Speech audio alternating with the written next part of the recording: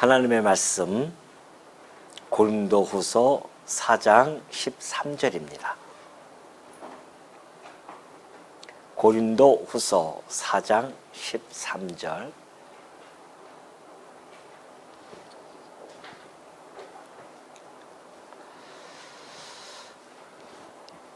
기록된 바 내가 믿었으므로 말하였다 한 것 같이 우리가 같은 믿음의 마음을 가졌으니 우리도 믿었으므로 또한 말하노라. 주 예수를 다시 살리시니가 예수와 함께 우리도 다시 살리사 너희와 함께 그 앞에 서게 하실 줄을 아노라. 이는 모든 것이 너희를 위함이니 많은 사람의 감사로 말미암아 은혜가 더하여 넘쳐서 하나님께 영광을 돌리게 하려 함이라. 그러므로 우리가 낙심하지 아니하노니 우리의 겉사람은 낡아지나 우리의 속사람은 날로 새로워지도다. 우리가 잠시 받는 환난에 경한 것이 지극히 크고 영원한 영광에 중한 것을 우리에게 이루게 함이니 우리가 주목하는 것은 보이는 것이 아니요 보이지 않는 것이니 보이는 것은 잠깐이요 보이지 않는 것은 영원함이라. 아멘. 18절까지 봉독해 드렸습니다. 우리 지난 시간에 바울은 정말 귀한 이 진리의 보배와 믿음의 보배 또한 직분의 그런 보배들을 바울에게 담아주셨음을 그는 토로하면서 바로 왜 그러냐면은 자기를 통하여 드러나는 모든 능력들이 하나님으로부터 말미암았음을 드러내고자 한다는 것이죠. 바울은 조금도 자기에게 주목하지 못하도록 철저하게 그렇게 방어를 해놓습니다. 오로지 주목할 것은 예수 그리스도에게 자기를 붙들어 쓰시는 그 예수 그리스도에게 주목하게 하는 거죠. 그렇기 때문에 그 어떤 어려움이죠. 뭐 우겨쌈을 당하든지 또는 답답한 일을 당하든지 방해를 받고 꺾을림을 당하여도 결코 낙심하지 아니하고 실망하지 아니하고요. 자기가 망하지 아니할 것을 알고 있기 때문에 담대하고도 당당하게 자기의 직분을 잘 감당했음을 잘 밝혀주고 있습니다. 그걸 통해서 고린도 교회에 생명의 역사가 일어났다는 것이죠. 바울이 당하는 그 고난이 오히려 생명의 역사를 일으키는 놀라운 그런 계기들이 되어졌음을 밝혀준 바가 있습니다. 오늘 계속해서 13절을 보니까 그래요. 기록된 바 그래요. 내가 믿었으므로 말하였다 한 것 같이 우리가 같은 믿음의 마음을 가졌으니 우리도 믿었으므로 또한 말하노라. 그렇죠? 자, 기록되어진 것이 언제 어디에 기록되어졌는가? 맨 밑에 보면은 각주에 나와 있죠. 시편 116편 10절입니다. 이거 한번 잠깐 살펴볼게요. 자, 시편 116편에 보면은 10절만 보면은 잘 알 수가 없죠. 그 앞에 있는 부분들 좀 살펴볼 필요성이 있습니다. 바울이 왜 이 말씀을 가지고 인용을 해가지고서는 지금 바울의 믿음을 지금 이 같은 선상에서 이해시키고자 하는지를 알 수가 있습니다. 자, 시편 116편은 작자 미상으로 나와 있는데 많은 학자들은 다윗의 시로 보고 있습니다. 그 내용을 보면은 여러 가지 다윗이 그동안 해왔던 그 어려움 속에서 하나님께 간구하고 응답받는 그러한 패턴이 이 안에도 잘 나타나 있기 때문에 아마 다윗의 시가 아니겠는가라고 그렇게 많이 보고 있거든요. 자, 사망의 줄이 나를 두르고 수월의 고통이 내게 이르므로 내가 환난과 슬픔을 만났을 때에 만약에 이 시인이 다윗이라고 한다면 너무나 적절하게 잘 맞지 않습니까? 바울처럼 다윗처럼 사망의 줄이 두르고 수월의 고통이 이를 정도로 그런 고난과 환난을 당한 자도 그리 많지 않습니다. 그래서 다윗은 정말 기가 막힐 운동이에서 나를 구원해 주셨습니다라고 하는 그러한 노래를 부를 정도로 기가 막힌 운동이죠. 사망과 수월의 고통이 그를 엄습해 올 때에 그때 내가 여호와의 이름으로 기도하기를 여호와여 주께 구하오니 내 영혼을 건지소서 하였다다. 그때 하나님께 오로지 마음을 가지고 주께 구하는데 내 영혼을 건지소서 그렇게 했다는 거 아니겠어요? 그러니까 8절에 보니까 주께서 내 영혼을 사망에서 내 눈물에서 내 발을 넘어짐에서 어떻게 했다? 건지셨어요. 그 기도를 응답해 주셨다는 거 아니겠습니까? 그러면서 10절에서 이제 결론적으로 나오는 거예요. 내가 크게 고통을 당하였다고 말할 때에 그 앞에 있는 것처럼 내가 이런 고통을 받았습니다. 그렇게 말할 때에 그러면서도 자기는 간구하고 기도할 때에 믿었다는 겁니다. 뭘? 주께서 나를 건지실 것을 믿었다는 것이죠. 지금 이 전체적인 배경 속에서 우리가 13절을 봐야 됩니다.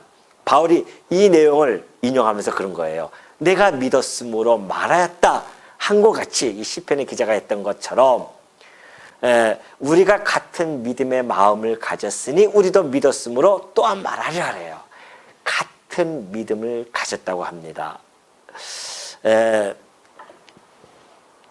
자, 우리가 이제 이 시인이라고 했죠. 시인이라고 해봅시다. 다윗이라고 하는데 이제 시인이라고 해봅시다. 이 시인이 가지고 있는 믿음이 있었습니다. 그리고 이제 이 다윗이라고 한다면 약 1000년이 흐르죠. 1000년이 흐른 다음에 예수님이 오시죠. 그리고 나서 이제 바울이 있습니다. 이 바울이 가지고 있는 믿음이 있어요. 근데 바울이 지금 이 시인이 했던 그 믿음과 바울이 했던 그 믿음이 동일한 같은 믿음을 가졌다고 하죠. 그래서 같은 믿음의 마음을 가졌다고 그렇게 이야기합니다. 이 사실 이게 시대를 초월한 거죠. 천년이라는 시대를 초월한 그러한 믿음을 동일한 그런 믿음을 소유하게 되어졌는데 그것이 어떻게 가능한가라고 하는 거죠. 왜 이렇게 가능할 수 있는가? 그걸 보면은 자 믿음이라고 하는 것은 바울이라든가 이 시인 다윗이라든가 거기서부터 출발되어진 것이 아닙니다. 그 믿음은 시인의 마음으로부터 또는 바울의 마음으로부터 나오는 것이 아니에요. 이것은 외부로부터 오는 선물입니다. 그러니까 믿음을 우리가 갖는다고 하는 것은 지난 시간에 우리가 살펴보았듯이 그 보배로운 믿음을 우리 질그릇에다가 담아줘요. 이 다윗의 질그릇 같은 그 어려움 가운데서도 그가 하나님께서 그에게 믿음이라고 하는 이 보배로운 믿음을 담아줬습니다. 바울도 마찬가지예요. 그렇게 연약하고 힘든 가운데 있는 그 바울에게 그 믿음이라고 하는 그것을 담아줬단 말이죠. 그래서 이 믿음의 마음이라고 하는 것은 곧 다른 얘기를 하면은 믿음의 주가 바로 성령이십니다. 그죠? 성령께서 우리를 믿음을 갖게 해주신단 말이죠. 그러니까 믿음의 주예요, 성령이. 그러니까 이 말을 다른 말로 이야기하면은 같은 믿음을 가졌다고 하는 것은 이게 시대를 초월한 믿음인데 이게 같아진다고 하는 것은 믿음의 주가 동일하기 때문에 그래요.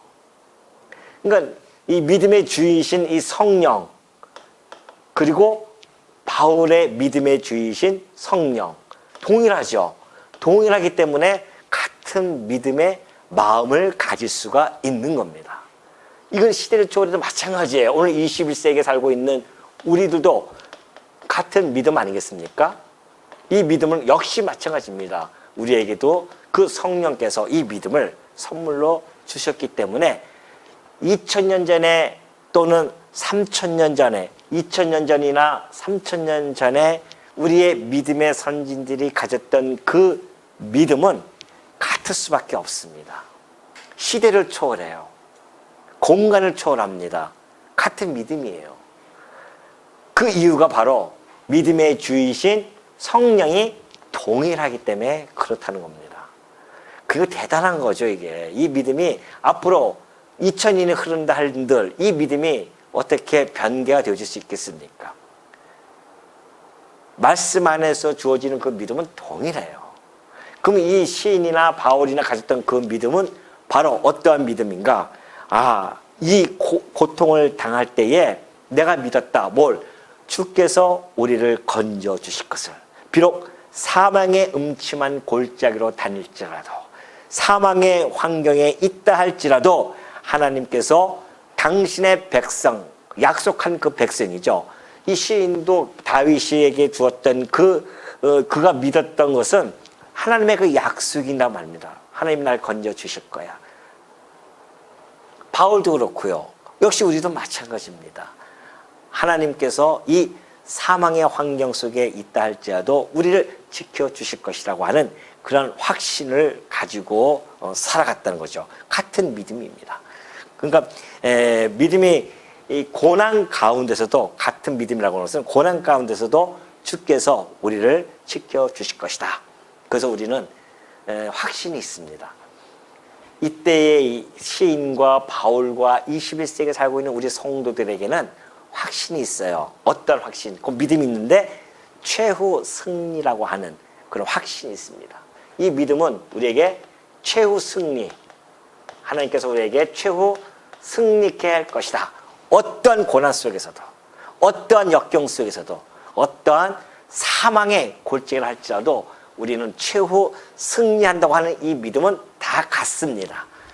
그 승리를 향해서 지금 살아가고 있는 거죠. 그래서 우리가 같은 믿음을 가졌으니 우리도 믿었으므로 내가 말하겠다는 겁니다. 그것이 뭐예요? 14절의 말씀이 바로 이겁니다. 주 예수를 다시 살리신 이가 예수와 함께 우리도 다시 살리사 너희와 함께 그 앞에 서게 하실 줄 아노라 그래요. 바울이 정말 이러한 믿음을 가질 수 있는 것, 최후 승리에 대한 확신이 있었다는 거죠. 그래서 너희나 나나 우리는 최후 승리를 해서 하나님 앞에 설 것이다. 왜? 하나님이 그리스도를 살리셨던 것처럼 우리도, 그와 연합되어진 우리들도 함께 살려주시죠. 그래서 바울은 이런 최후 승리에 대한 확신이 있었기 때문에 어떠한 고난도 능히 감내할 수 있는 원동력이 되어진 겁니다. 이걸 알고 있기 때문에. 이것이 어떠한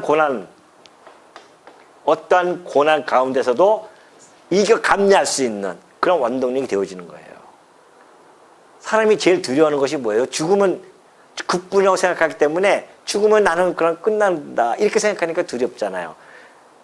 그러니까 난 자기가 이 세상에 살면서 정말 잊어버리고 자기가 가지고 있는 걸, 소유한 것을 다 잊어버릴까 봐 얼마나 두려워하면서 삽니까? 가지고 있어도 두려우면서 살아가요. 그러나 오늘 성도들에게 있어서는 혹 이 땅에 있는 모든 것이 내게 다 없어지고 그것이 다 잃어버린다 할지라도 우리에게는 최후 승리가 있기 때문에 그 확신 가지고 살아가는 겁니다. 어떤 어려움에도, 고난 가운데서도, 역경 속에서도 참고 견뎌낼 수 있는 것, 감내할 수 있는 것, 이것이 바로 최후 승리에 대한 소망이, 그 원동력이 되어져서 우리로 하여금 이겨나갈 수 있도록 해주신다는 거죠. 그것은 바울이 가지고 있는 그러한 삶의 모습에서도 충분히 알 수가 있죠. 그래서 이 부활에 대한 이 믿음의 확신은요, 현재에 처해진 그 죽음에 넘겨진 삶과 같은 그런 것조차도 충분히 이겨낼 수 있는 힘이 되어짐을 바울이 여기서 14절에서 지금 선포하고 있는 겁니다.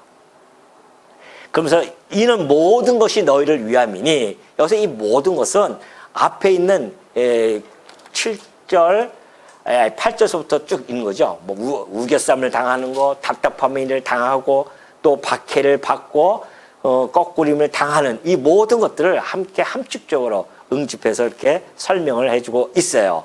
이 모든 것, 이런 모든 것들이 너희를 위함이니 그래요. 바울이 그런 모든 고난을 당한 것은 바로 너희를 위함이다. 고린도 성도들을 위해서, 복음을 전하기 위해서 했던 일들이 아니겠냐 말이죠. 그래서 너희를 위함이니 많은 사람의 감사로 말미암아 은혜가 더하여 넘쳐서 하나님께 영광을 돌리게 하려 함이라.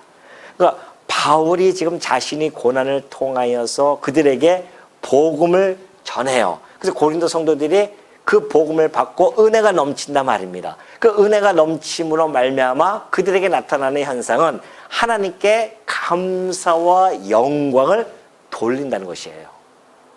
그럼 하나님께 영광을 돌린다고 하는 것은 그 사도로서 그가 비록 죽음에 넘겨지는 그러한 고난을 당한다 할지라도 그거 역시 그것조차 기쁘게 감내할 수 있었다. 왜? 본인의 그 직분의 그 본래의 궁극적인 목적을 이뤘기 때문에 그래요. 사도 바울의 그 직분, 그 뭐예요? 의의 직분이며 영의 직분이에요. 그 직분은 죽은 자들을 살려내는 직분으로서 살려난 자들이 그 하나님의 은혜에 넘치는 은혜를 깨닫고 어떻게 해요? 하나님께 영광을 감사하면서 영광을 돌린단 말입니다. 이것이 사도 바울이 가지고 있는 사도의 사명의 궁극적인 그런 목적이란 말입니다. 그 바울이 그걸 보고서는 자기의 궁극적인 목적이 이루어졌으니 얼마나 감사하겠어요. 기쁜 거죠. 자기의 고난으로 인하여 그 성도들이 은혜가 넘쳐나니 이것처럼 행복한 것이 어렵겠습니까? 그걸 통해서 하나님께 영광을 돌리는 걸 보면서 바울은 너무나 기쁘지 아니할 수가 없죠.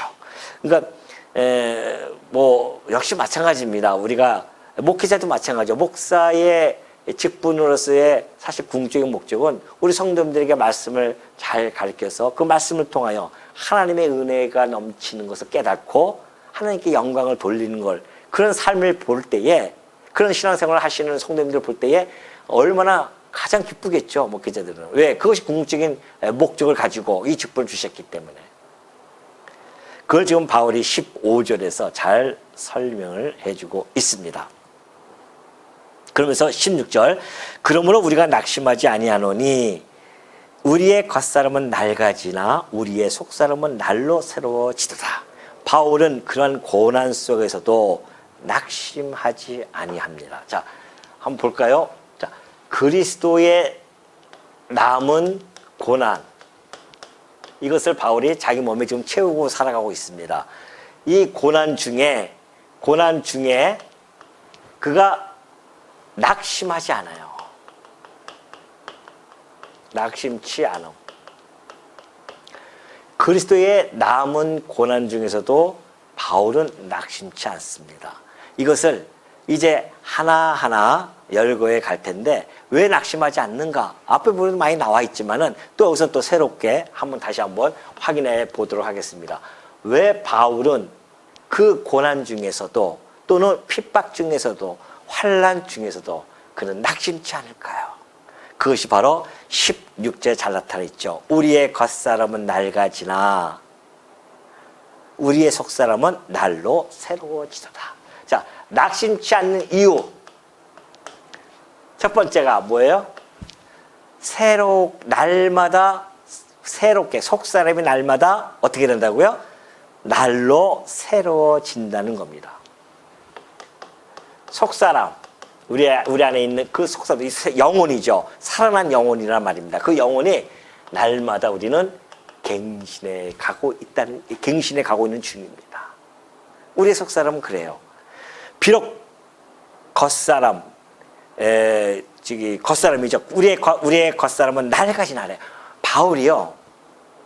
아니 우리가 시골에서 우리 농사 짓는 우리 농부들 보면은 그 햇빛을 쬐면서 그 농사 짓는 일이 얼마나 힘듭니까?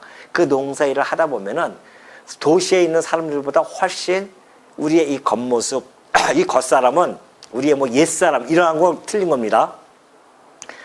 옛사람과 속사람 이런 대조가 아니라 지금 시공의 제약을 받는 한계를 가지고 있는 이 육신을 이야기하는 겁니다. 우리의 육신, 겉모습. 그러면 이 겉모습이 힘든 일을 하면은 그만큼 훨씬 늙어지는 거죠. 후패지고 낡아질 수밖에 없습니다. 근데 바울은요, 그거가 문제가 아니라 그는 정말 온갖 고난과 환난과 핍박을 받았던 분이었습니다. 그러니까 이제 9장에 나가면 나오죠. 바울이 어떠한 고난을 받았냐면은 잘 아시잖아요. 40에 하나 감한 매를 5번을 맞습니다. 40에 감한 매 39대죠. 하나를 감했으니까 39대를 5번이나 맞아요. 복음을 전하면서. 그리고 태장을 3번 맞습니다.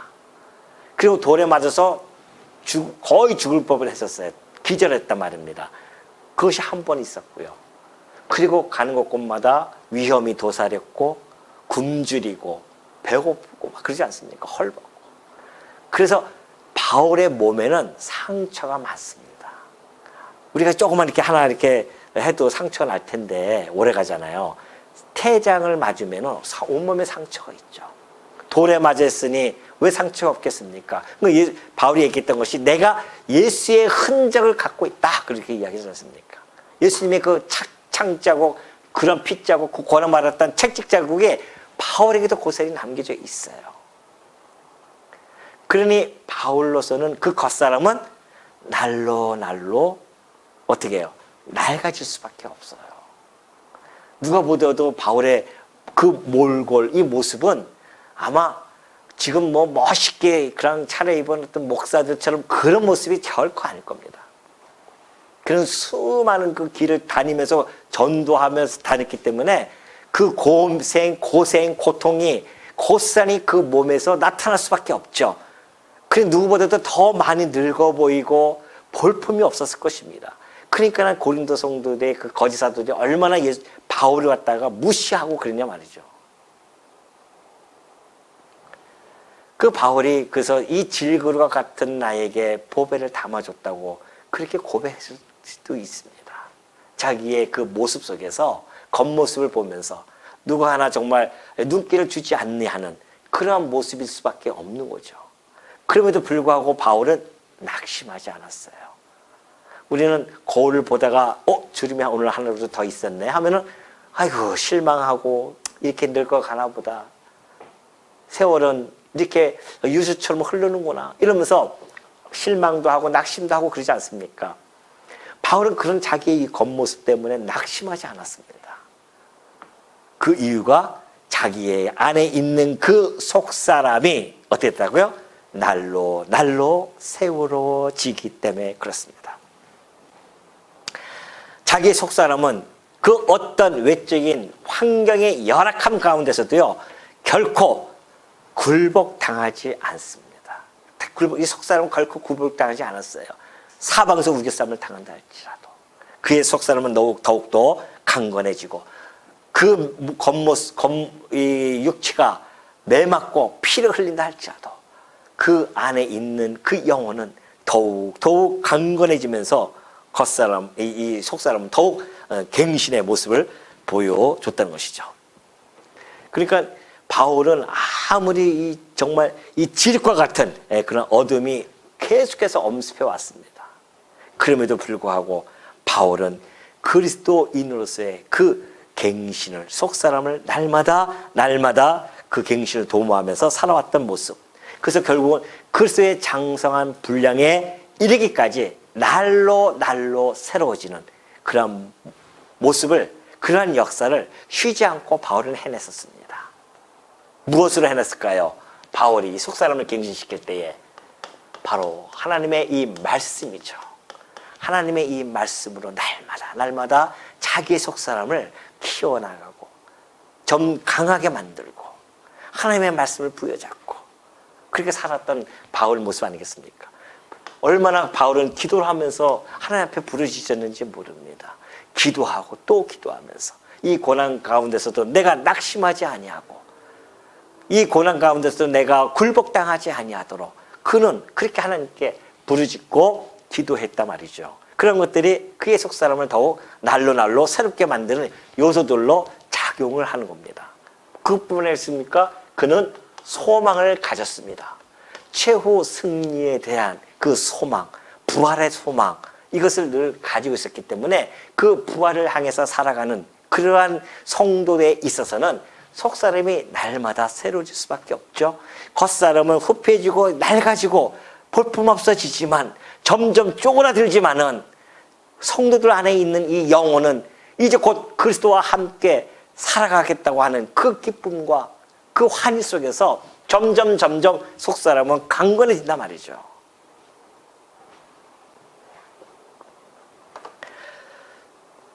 또 하나는 17절에 잘 나타나 있습니다. 17절에 보면은 우리가 잠시 받는 환난에 경한 것이 지극히 크고 영원한 영광에 중한 것을 우리에게 이루게 함이니 우리가 주목하는 것은 우리에게 이루게 함이니 그래 17절. 우리가 잠시 받는 환난에 경한 것이 지극히 크고 영원한 영광에 준 것을 우리에게 이루게 함이라. 자, 두 번째는 환난입니다. 그가 환난을 당했는데 이 환난을 사실 이 바울이 어서 지금 가볍게 얘기하잖아요. 환난. 우리의 이 환난은 경한 것이다. 그렇게 이야기를 해주고 있습니다. 그러나 사실은 바울이 우리가 고린도후서 1장 9절에서 살펴보았듯이 내가 사형 선고를 받은 줄 알 만큼 바울은 내가 사형 선고를 받았구나. 그래서 그만큼의 그 고난과 고통을 그는 고스란히 당했어요. 그러니까 우리가 객관적으로 봤을 때 결코 그 가볍지 않는 고난이고 환난이고 고통입니다. 그럼에도 불구하고 바울은 그것을 가볍다고 그렇게 이해하고 있어요. 왜 그러냐면은 그 뒤에 바로 받을 영광, 크고 영원한 영광에 중한 것이 있기 때문에 그렇다는 거 아니겠습니까? 그 크고 영원한 영광에 중한 거. 여기에 대조를 해야만이 이것이 이해가 되어집니다.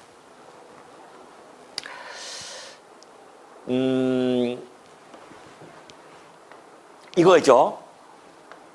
그가 받을 이 영광.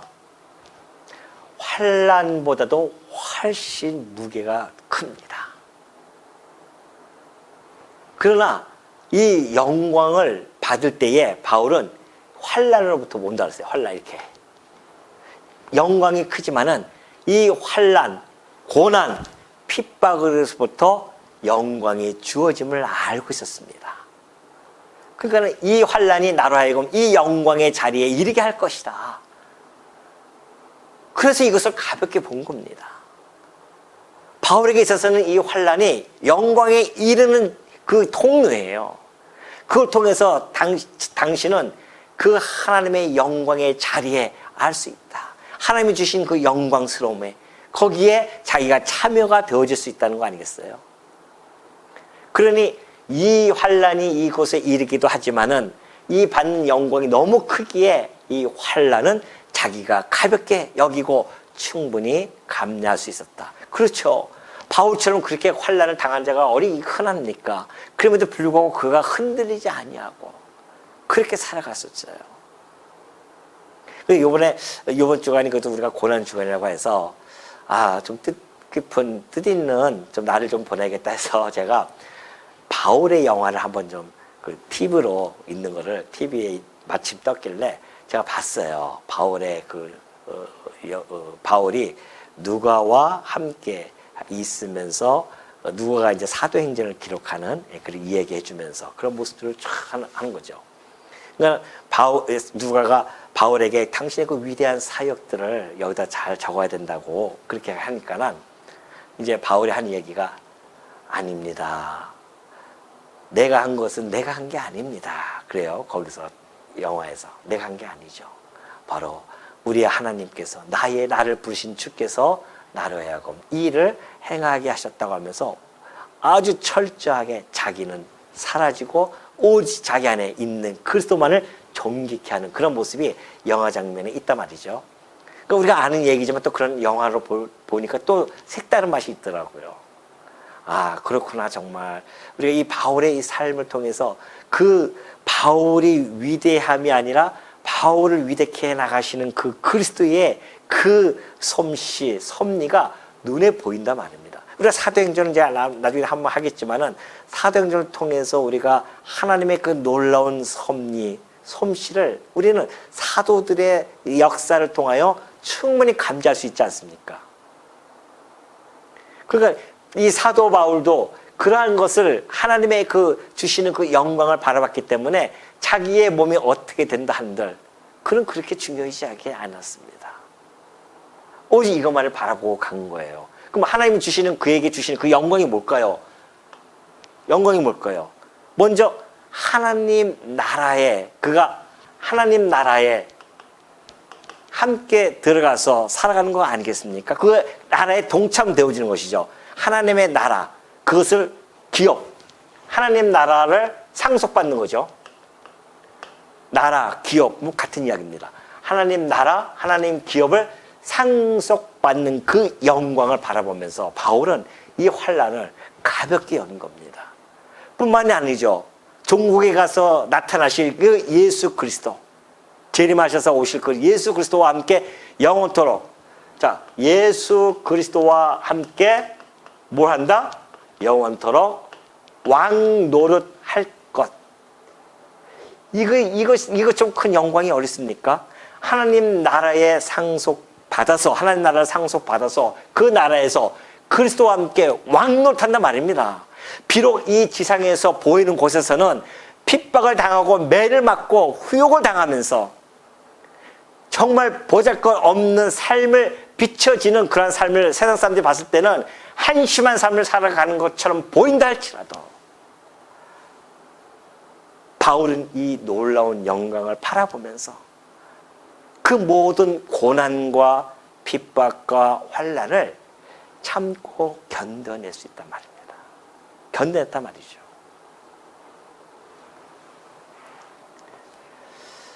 그러면서 18절에 보면은 우리가 주목하는 것은 보이는 것이 아니요 보이지 않는 것이니 보이는 것은 잠깐이요 보이지 않는 것은 영원함이라. 바울은 이 그리스도의 남은 고난에 동참하면서 결코 낙심치 않은 그 이유 세 번째, 그는 뭐했다? 뭐에 주목했다? 영원한 것에 주목을 했어요. 영원한 것에 주목을 한 분이십니다. 이 보이는 세상에 주목하지 않았어요.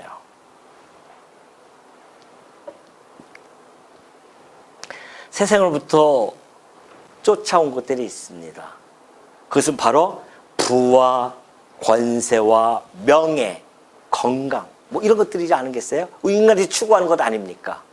이 보이는 것들을 추구한단 말입니다. 인간들은 어떻게든지 돈을 많이 벌어서 권세를 누리면서 큰 새 빵빵 치면서, 그리고 자기의 명예를 마음껏 드러내고, 그리고 오랫동안 건강하게 잘 먹고 잘 사는 것, 이거 외에는 없어요. 사실은 인간들이 가지고 있는 것이. 그게 짐승과 같은 생각을 가지고 살아가죠. 사실은 그 모든 주목을 이 보이는 것에만 한정시켜서 살아갑니다. 눈에 보이는 이 현 세대에만 시선을 붙박이해 놓고 살아가는 모습, 이것이 세상 사람들의 모습 아니겠냐 말이죠. 그러니 그들에게 있어서의 이 바울의 이 환난은, 이 고난은 너무나 수치스러운 것이고, 아유 저게 무슨 삶이냐, 저렇게 뭐하러 사는가, 이 영광을 바라보지 못하기 때문에 그들은 이 세상을 보이는 것에만 주목하기 때문에 바울의 삶을 이해할 수가 없죠. 이해할 수가 없어요. 어떻게 보면 그들에게 바울은 그냥 정말 불행한 삶, 실패한 삶, 이걸로밖에 보이지 않습니다. 그러니 아무 의미도 갖지 못하는 삶을 살아갔다고 평가를 할 수밖에 없죠. 세상적인 관점이라고 한다면 바울은 철저한 패배주의자일 수밖에 없습니다. 그것은 곧 무관치한 삶을 살아갔다는 결론으로 빠질 수밖에 없습니다. 뭐에 주목하면? 보이는 이 세상을 기준으로 주목하면 그렇습니다.